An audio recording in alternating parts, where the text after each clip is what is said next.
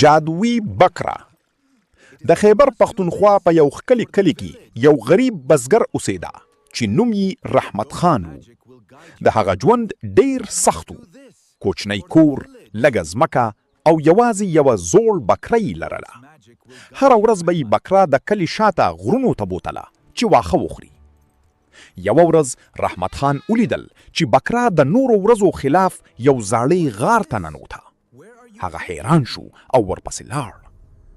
غار تیاره و، خو د غار په منځ کې یو عجیب شین رڼا ځلیده.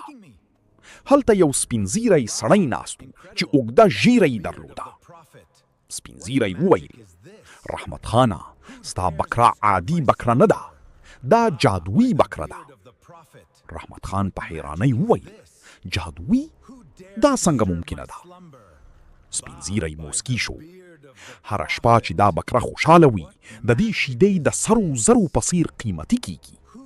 خو شرط دا دی چې هیڅکله یې په ظلم مه ساته او د حرص څخه کار مه کیږه. رحمت خان بکره کور ته یوړه. هغه شپه چې بکره ولوشله، شیدې د سرو زرو رنګ لرلی. کله چې ښار ته یوړې، خلک حیران شو او په ډیره بیه یې واخیستی. څو میاشتې وروسته رحمت خان ډیر شتمن شو. لوی کور یې جوړ کړ، نوې ځمکې واخیستې او ټول کلیوال یې مرستې ته راوبلل. خو د کلي یو لالچي سړی ملنګ شاه د دې راز معلومولو پسې شو.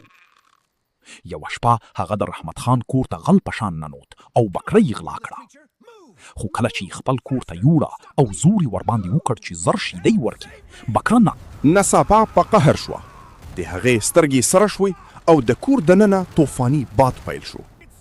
ملنګ شاه چیغې وکړې: بخښنه، بخښنه! خو بکره په هوا کې ورکه شوه. سبا سهار رحمت خان خپه و. هغه بیرته هماغه غار ته لاړ. سپین ږیري بیا هلته ناست و. هغه وویل: رحمت خانه، جادو هغه وخت پاتې کیږي چې انسان عاجز او نیک پاتې شي. اوس ستا ازموینه پای ته ورسیده. رحمت خان په غم وویل: زه شتمني نه غواړم، یوازې خپله بکره غواړم. هغې زما ژوند بدل کړی و. سپین ږیري وخندل: ځکه چې ستا زړه هم پاک دی، بکره به بیرته درکړم، خو دا وروستی چانس دی. کله چې رحمت خان کور ته ستون شو، بکره د دروازې مخې ته ولاړه وه. هغه خوشحاله شو او دا ځل یې پریکړه وکړه چې د جادویي شیدو پیسې به د ځان تر څنګ د ټولې کلي د خیر لپاره هم کاروي. هغه مدرسه جوړه کړه، د کلي جومات یې ورغوه، غریبانو سره یې مرسته پیل کړه او ډیر ژر د ټولې سیمې خلک د رحمت خان نوم په احترام اخیست. له هماغې ورځې وروسته خلک ویل: جادو په بکره کې نه و، جادو د رحمت خان په نیت کې و.